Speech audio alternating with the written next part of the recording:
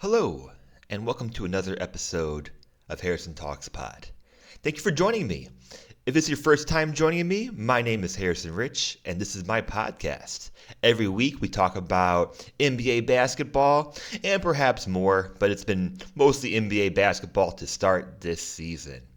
Today, no intros, no guests just yet. Pretty soon, but today we have NBA group play. A surprisingly fun rookie class, the Streaky Clippers, and Franz Wagner and the Orlando Magic.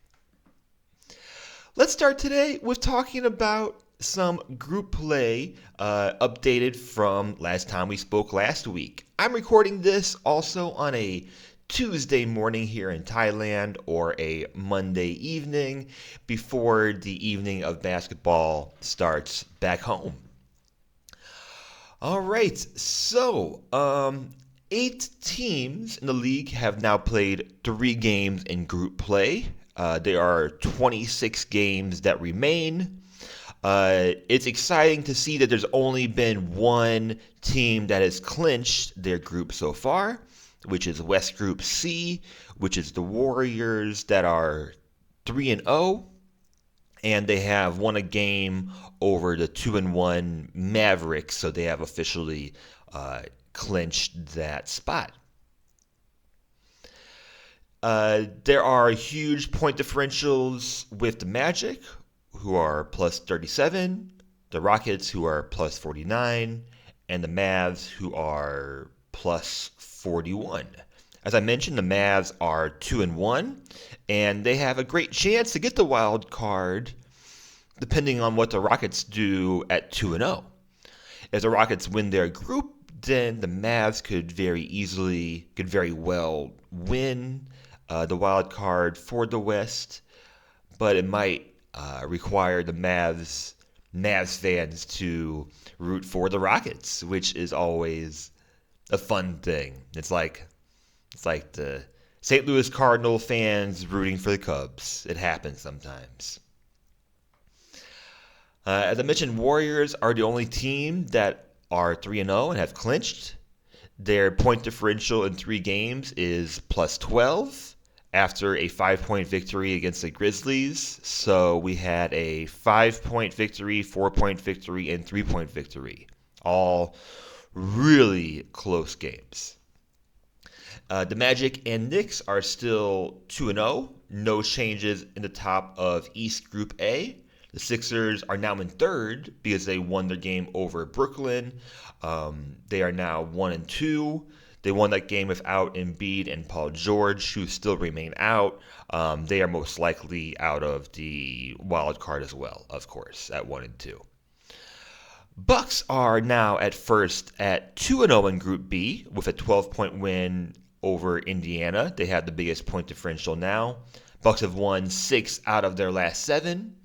The Pistons in the same group are also 2-0. So they will most likely decide first place on the last game on December 3rd, where the Pistons will play the Bucks. So December 3rd is going to be a very exciting group play game. We should have at least 1, possibly 2 groups decided on that very last day. Chicago defeated the Hawks in group play, which means there are no remaining undefeated teams in East Group C. While the Hawks are -1 in group play, they remain in first because they got a win over the Celtics. The Hawks will play Cleveland next, and then we'll play Cleveland, and then Chicago, and then Hawks will play Cleveland. Celtics will play Chicago next. Okay, so my prediction then is, of course, Boston comes out on top. They are probably the betting favorites for this group. Heading over to the West, West Group A, Houston is the only team undefeated at 2-0 and they are plus 49 with a 116-98 win over Portland. Minnesota is 1-1, and they could pull ahead against the Rockets and Clippers. Houston could easily win the wild card, as we mentioned. If they fall to 3-1, they are, of course, the top in point differential by a very large margin. In Group B, the Lakers are still 2-0, which means going back to the last year, they are 9-0 in NBA Cup play. There are no changes in this group since none of these 5 teams played last Friday, so let's move right along. Warriors in Group C have clinched at 3-0. Mavs got help from the Mavs defeating the Nuggets last Friday. The Nuggets fall to 1-2, which means they clinched. Warriors have defeated the Mavs already, and Mavs have a good chance for a wild card if they can win their next game and if they hold on. So Pelicans in the same class are eliminated at 1 and 2. There we go. One team eliminated, one team has clinched, 26 games remaining, and a lot is going to come down to that final day. So, if NBA Cup play isn't your thing, well, definitely some exciting things going on. So hopefully you tune in to at least that last day and then that weekend. So, let's move on. I want to talk a bit about this rookie class because I haven't really talked about the rookies at all this season. And for me, an NBA fan who never watches college basketball and kind of catches up in the off season for whoever's coming in the following season, unless your name is Cooper Flagg or Zion Williamson or Jason Tatum or whoever else Duke picks up that I like to follow. So I think at the beginning of every season, about 1 month in, I say, wow, this is a fun rookie class. Because rookies are just, it's always fun, right? It's always fun to see them to do well, and they always get a benefit of a doubt because they are in that rookie class. But I really mean it. Even though I say it every year, I really mean it. I think this is a great rookie class that's going to have some big players or some top role players that we're going to see for quite a long time. So I'm very surprised by the maturity and the offensive maturity that we've seen through some of these rookies. 18 games. Rookies have scored 20 or more points this season. 7 of them are from Jared McCain. 2 of them are from Dalton Connect. And these 2 have come in the past 2 weeks. And 2 from Stephon Castle, who I found out is only the second Stephon we've had in the NBA, according to Basketball Reference. The other one being Stephon Marbury, of course. Jared McCain is clearly favorite for Rookie of the Year and could make big history being the 16th overall pick. He would be the lowest pick to win Rookie of the Year since Malcolm Brogdon, who was 36 overall. He won in that 16-17 season in that weird Ben Simmons injury year. So Brogdon at 36 by far is the lowest to have won Rookie of the Year. Michael Carter-Williams, who was 11th, won in 13 and 14. And those are the only 2 that have won outside the top 10 in the 2000s. So you have to go back really, really far to find any others. But McCain, of course, 7 20-point games, has started 6 of 16 games, averaging 16.6 points. 40% from the field, from 3, which is not surprising, on 6.3 attempts. And he might be doing better, as expected, on inside scoring and driving to the hoop. Better than expected from people that have been following him and following his career at Duke. So, moving on, could Dalton Connect encourage teams towards older rookies? Dalton Connect, of course, is 23, not the oldest rookie in this class, but by far the oldest rookie who is being disproductive. I say that, but other rookies of the past, other older rookies of the past include Jaime Jaquez last year, who was 23, Andrew Nimhard, 23, Chris Duarte, 25, Austin Reeves, 24, Lindy Waters III, who I have to shout out, 24, Sam Hauser, 24, Jason Tate, 25. Those are all the past 5 years. There's plenty that I have not mentioned, so perhaps this is just one of the many, but hey, we could have many debates or discussions about why possibly a 23-year-old rookie could be better than having a 19-year-old rookie. So, or it's just ageism. Who knows? Connect had 37 points, which is a high for rookies this season so far, tied an NBA record with 9 threes and a Lakers franchise rookie record with 9 threes. While the threes offer different looks for the Lakers, it's pretty exciting to see Connect's effort on both ends of the basketball, and that's clearly been the main reason why he has started 5 of those 16 games. Well, he started 5 games so far.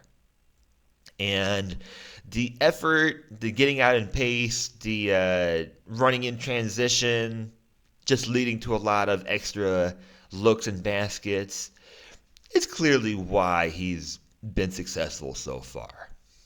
It can't just be the three-point shooting. It has to be whatever comes before that as well. Stefan Castle is on the rise and had some good few games with Victor Wembanyama being out for a few games. He has double figures in his last 9 games. He's averaging 5 assists and 15.3 points per game in those same 9 games. Yes. His 19 points last game, along with 25 points from Wemby and 22 from Harrison Barnes, led the Spurs over a big victory over the Warriors. I said the last game. It was 2 games ago. 2 games ago. They led. No, it is last game. The Warriors in the last game. My apologies. But I'm not going to edit it here. So let's keep moving on. And what else? Zach Edey has been out past 3 games with an ankle injury. He was the top of the rookie ladder, I think, in the first week or first 2 weeks. Hopefully he's back soon because, of course, Ja Morant is still out. And he was looking very productive before missing with an ankle injury. So hopefully is not out too long. So let's move on. I want to talk a bit more about the Clippers, who might be my least favorite team to talk about, but wow, they are playing some amazing defense, so perhaps they will soon be not my least favorite team to talk about. They have won 5 straight after they defeated the Sixers on Sunday. Nice little fake James Harden revenge game, perhaps. 5 wins straight come after losing 3 straight and then winning 3 straight before that. They are going on many streaks after the start of the season. While Paul George and Embiid were out for Philadelphia, the Clippers continue to miss Kawhi Leonard, and they were also missing Norman Powell in the last game. Powell shouldn't be out too long with the hamstring injury and has had a great start overall. Just a fantastic career start for Norman Powell.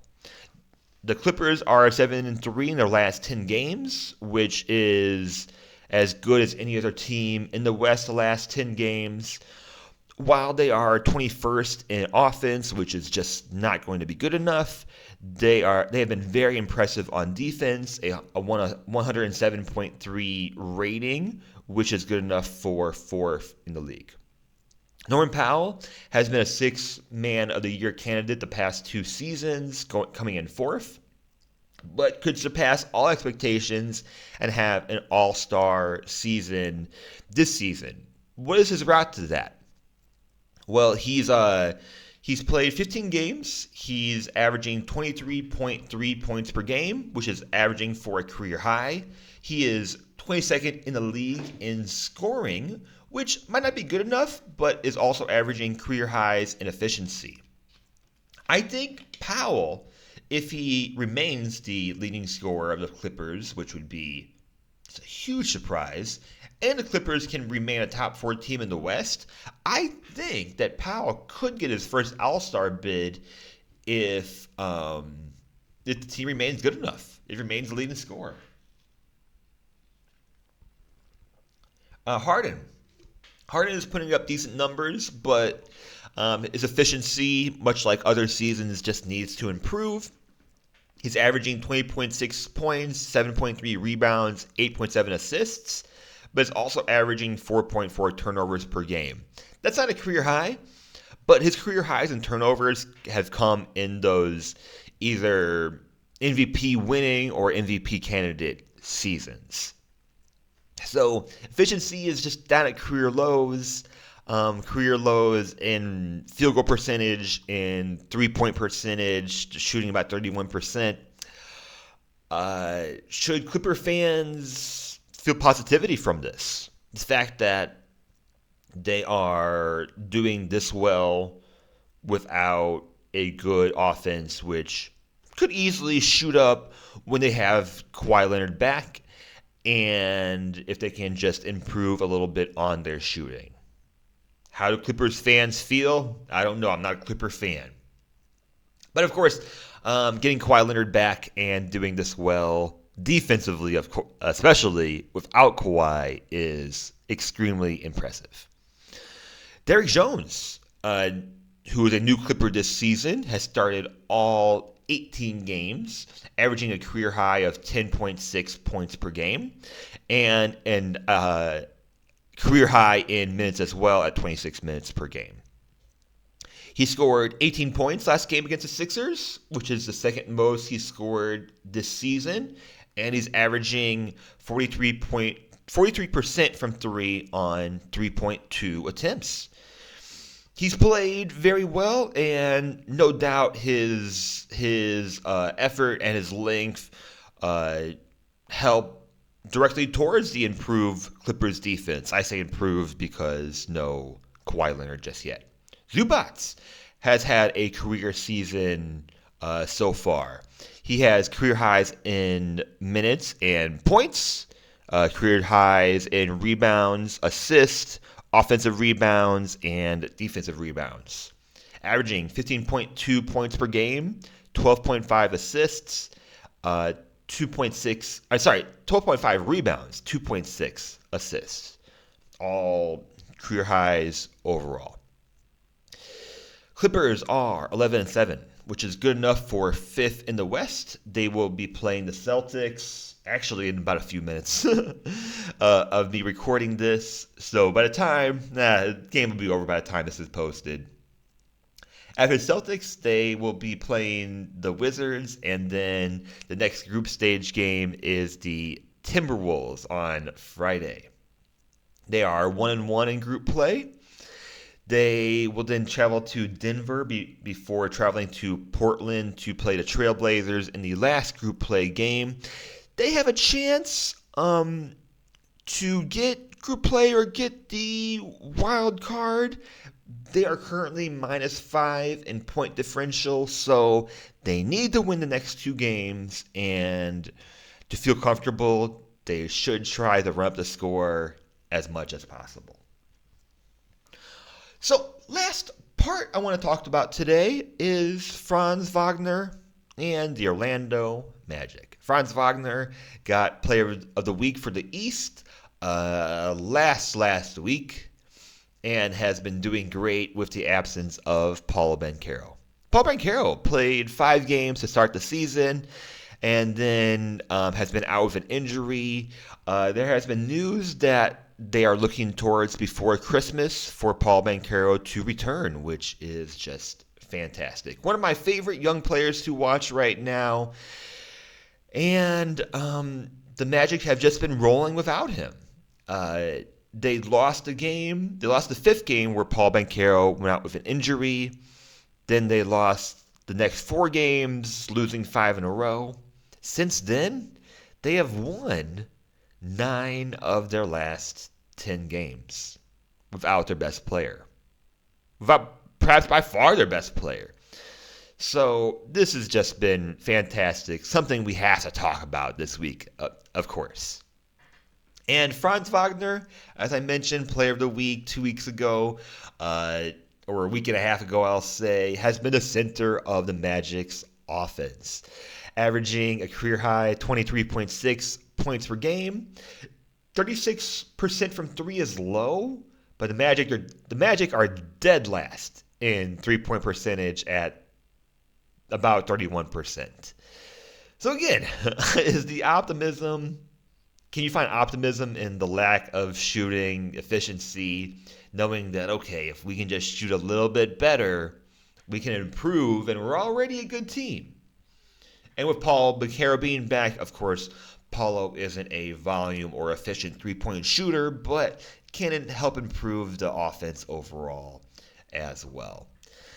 So I say yes, optimism, because you're in the East and you're one of the top teams. That's also one of the youngest teams as well.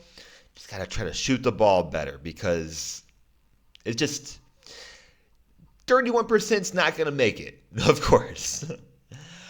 Franz Wagner in the last 10 games during that streak has been averaging 28.3 points, 6.5 rebounds, 6.9 assists, 1.9 steals. Is just on pace for his first All-Star bid. Absolutely. He scored 30 points last game against the Pistons and had a season-high 37 points against the Lakers the game before that, giving the Lakers their first home loss of the season. He also had 6 rebounds, 11 assists, 4 steals, and 4 threes, including the go-ahead 3 with 5 seconds left. Just a very, very exciting game for the Magic and Franz Wagner. Magic are currently 3rd in defense, but as I mentioned, they are 25th in offense and last in 3-point percentage. So, of course, Paolo Banchero can help this just a bit. And, of course, I mean, he was averaging 29 points, had a 50-point game, didn't he? Yes. Before he went out with injury. So, we hope that the Magic can, well, if you're a Magic fan, we hope that they can hold on until then. Until, hopefully, before Christmas. And Wendell Carter Jr. could be back as early as, well, today. I haven't checked the lineups yet for today, but he could be back after missing the past 12 games. I'll mess up this name. Goga Pitadzde, is that it? Has been doing very well in his absence, has been a solid starter. Mo Wagner has been the 3rd highest scorer for Magic in absence of Paolo Banchero. So, depth is something the Magic will have to figure out, but having good depth is always a good problem to have, of course. So, what happens with those rotations and those minutes, we'll have to find out.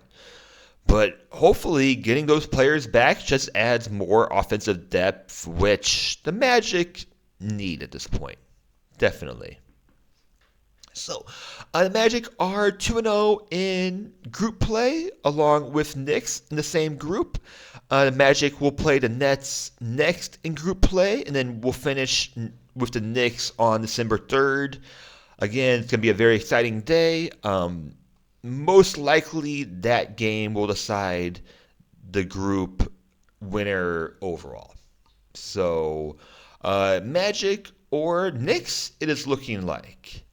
I think Magic can gain ground, although they do have a very difficult schedule coming up. I think they can gain ground and still remain a top 4 team in the East. I don't know if they'll get ahead of the Bucks or the Celtics, but I think they can remain a top 4 team in the East. I think so. Let's leave it there. Thank you so much for joining me today. If you like what I do here, please please subscribe. I'm on YouTube. I'm on all streaming platforms that you would, I think, go to. Everything that you see in here is produced by one person. So we're trying to grow this organically, starting from zero, just one subscriber at a time. I hope you have a great day, and thank you so much.